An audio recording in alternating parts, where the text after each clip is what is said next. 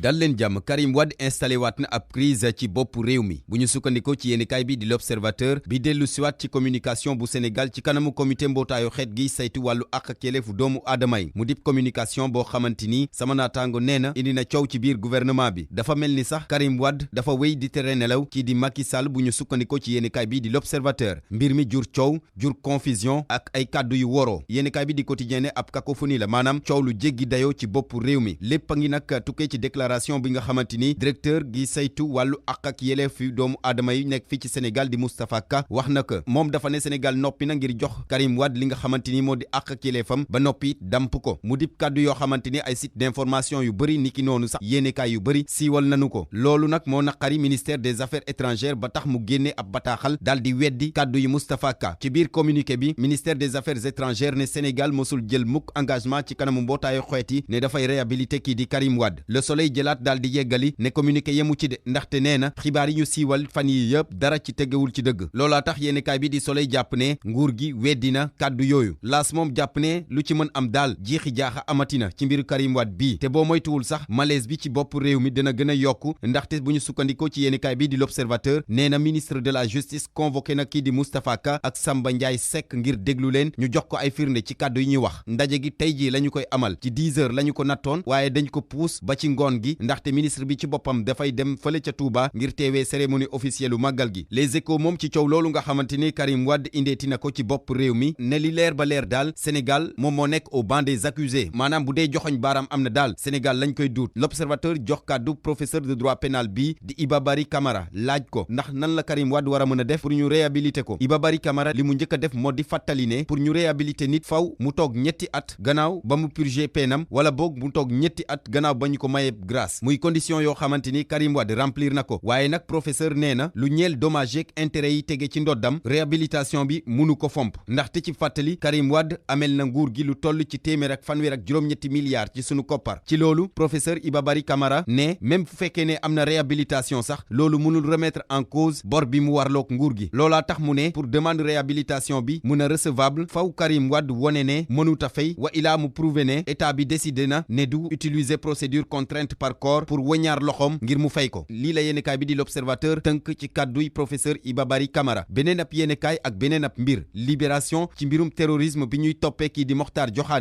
Diokhane nag yéenekaay bi nee na ci autorisation juge d'application des peines yi maanaam attekat bi saytu wàllu peine yi nee na dañu ko génnee ca kaso ga mu ne woon dem déglu jiwaat ko ca division des investigations criminelles déglu boobu dafa jëm ci mbiru Mohamed Adamou mu di prêcheur bu Boko Haram boo xamante ne fukki fan ak juróom-ñett ci weeru octobre bi ba léegi mu ngi nekk ci mandat de dépôt lañu koy toppee mu di association de malfaiteurs bu ànd ak entreprise terroriste yéenekaay bi di Libération ne bi ñu defee Adamou ci garde à vue moom dafa waxoon ne amoon na relation ak kii di Moussa Ndiaye moo nekkoon recruteur bi fële ca Lac Rose ak kii di Mokhtar Diokhane nga xamante ni moom weddiwul ne daje woon na ak kii di Adamou fële ca Nigéria fii ci Sénégal moom mbirum 94 milliards yi ba léegi di wéy di lëmbee Walf Quotidien ne njaboot yi day yëkkati nañ ci ay kàddu boobaak léegi nu ngi leen di déglu waaye wax nañu ci mbir mi mu di njabootu ñi nga xamante ni ñoom moom titre foncier 1451R bi indi coow li ci jamono ji njabootu Mbëggour Diagne nekk ca Rufisque ci biir yéenekaay bi di Walf Quotidien weddi kii di maître Ousmane Seye mi xibaar ne dafay porter plainte jëmee ci kaw société bi di SCI Thiandoum ñi nga xamante ni moo représenté héritier yu Mbargu Mbeng yi ci loolu nag njaboot gi ne mësuta porter plainte jëmee ci kaw Tahirou Sarr te nee na sax ngir mbir mi leer dana porter plainte contre X ba noppi artu ne boo moytuwul dana wax te bu waxee dëgg dana feeñ dëgg gi ci màggal gi moo di ne Touba fees na del ak i taalibe laas moo nu ko xëy xamle L'Observateur ne delloo nañu njukkal Bamba ci liggéey bi mu defal diiney l'islam Le Soleil jëlaat daal di ne modèle mouride daal source d'inspiration la maanaam ci lu ñu war a mën a sukkandiku ngir jàngee ci lu bari Sud Quotidien moom ci biir màggal bi jàpp ne ndox mi moo doonoon doom bu góor fële ca Touba ndax ñàkk gëmu fa ñàkk yéenekaay bi nag daal di dellu siwaat ci bilan à mi-parcours bi nga xamante ni police def na ko daal dina teg loxo lu toll ci ñaari téeméer ak fukk ak juróom-ñeenti ay nit nangu lu ëpp ñaari kilogramme yamba gendarmerie moom ci wàllam ne juróom-ñetti nit ñàkk nañ seen bakkan am na it téeméer ak ñetti nit yu jëlee ay gaañu-gaañu ci fanweer ak ñetti accident yu ñu recensé sapeur pompier moom ne recensé na lu toll ci fukk ak ñetti doomu aadama yu ñàkk seen bakkan ci biir accident yi source a ci wàllam ne màggal des contrebandiers maanaam ñi nga xamante ni ay fraude ak yeneen yu ko demee moo leen yóbbu woon ca Touba am na ay médicaments yu bon yu ñu nangu ñam yu bon yu ñu nangu ak it ñi nga xamante ni dañ doon def naka sudul noonu bu ñu sukkandikoo ci yéenekaay bi du Sud Quotidien màggal gi ci atum ren ji daanaka cantakun yi fës nañ ci lool li ko waral di wujjee gi ci ñoom Aïda Diallo yéenekaay bi di Les Échos ne wone na dooleem lu ëpp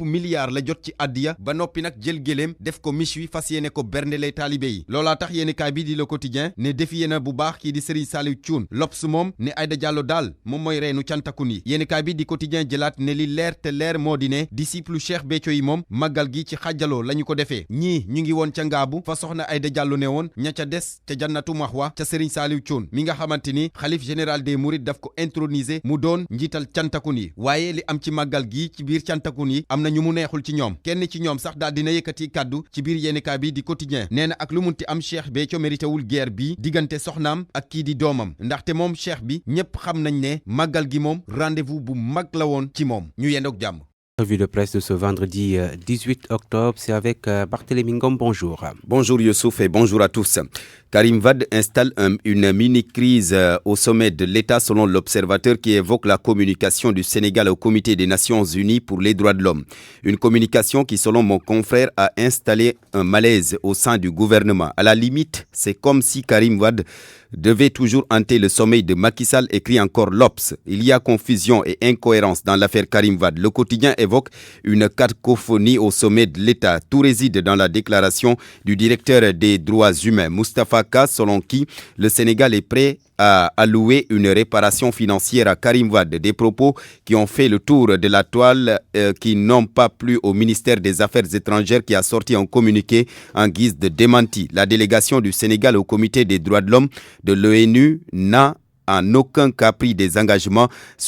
pour une réhabilitation de Karim Wade, peut-on lire dans le communiqué repris par Le Quotidien. C'est dénué de tout fondement et ça relève même de la méconnaissance du droit sénégalais et des positions antérieures et clairement exprimées par le Sénégal sur la question, ajoute encore Le Soleil, citant le texte du ministère des Affaires étrangères. Conclusion alors, l'État dément. L'AS y voit un cafouillage et ça risque de créer un malaise au sommet de l'État tel qu'annoncé par certains confrères, car l'Observateur annonce que le ministre de la Justice a convoqué Moustapha Ka et Samba Ndiaye Seck pour une séance d'explication. La rencontre qui était fixée à 10h ce vendredi a été repoussée, selon mon confrère, jusqu'en fin d'après-midi en raison du déplacement du garde des Sceaux, Maître Malick Sall, à Touba, où il devra reprendre part à la cérémonie officielle de la 125e édition du Grand Magal. En attendant d'y voir plus clair, les échos sur cette affaire Karim et la cacophonie qui l'entoure met le Sénégal au banc des accusés. L'Observateur, sur une éventuelle réhabilitation de Karim Wade, a donné la parole à un professeur de droit pénal, Iba Barry Camara.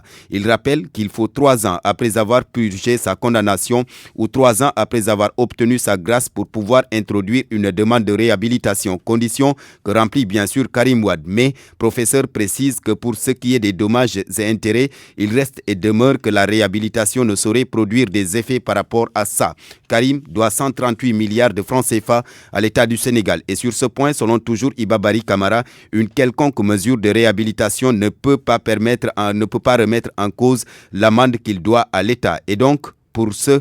pour que cette demande soit recevable, il faut que Karim Wade prouve qu'il n'est pas en mesure de payer ou alors qu'il prouve que l'État a décidé de ne plus utiliser la procédure de contrainte par corps pour l'obliger à payer, explique le professeur de droit pénal dans les colonnes de l'Observateur. Libération sur une autre affaire de terrorisme présumé, l'affaire Makhtar Diokhane. Mon confrère note que sur autorisation du juge d'application des peines, l'accusé a été extrait de prison pour audition par la division des investigations criminelles. Une audition dans le cadre de l'affaire Mohamed Adamou, du nom de ce prêcheur de Boko Haram placé sous mandat de dépôt le 16 octobre dernier pour association de malfaiteurs en relation avec une entreprise terroriste. Eh bien, c'est parce que, écrit Libé, lors de sa garde à vue, Adamou avait révélé ses liens avec un certain Moussa Ndiaye, recruteur au centre de la filière de Lacrose, et Makhtar Diokhane, qui n'a pas nié l'avoir rencontré au Nigeria. Ici, au Sénégal, l'affaire des 94 milliards continue d'occuper les médias. Walf Quotidien nous apprend que les familles ont brisé le silence. On les attendait depuis des mois. Les familles propriétaires du titre foncier 1451R en question. La famille Bogour Diagne de Rufisque, dans les colonnes de Walf, dément Maître Ousmane Sey, qui a annoncé une plainte au nom de la SCI Thiandoum, qui représente les héritiers de Margoumbeng. La famille dit n'avoir jamais porté plainte contre Tahirou Sarr. Elle compte d'ailleurs porter plainte contre X et menace de parler un jour pour faire éclater la vérité. La vérité du Magal Touba a fait le plein et c'est l'As qui nous le dit. Gloire à la magnificence de Bamba, Ambré l'Observateur. Le soleil voit à travers le modèle mouride une source d'inspiration. Sud, au cœur du Magal, constate que l'eau ne coule pas à Touba. Le bilan a mis parcours dans les colonnes de Sud Quotidien. La police interpelle 119 individus et saisit 2,725 kg de chanvre indien. La gendarmerie dénombre 8 morts et 103 blessés dans 33 accidents et les sapeurs-pompiers enregistrent déjà 13 morts.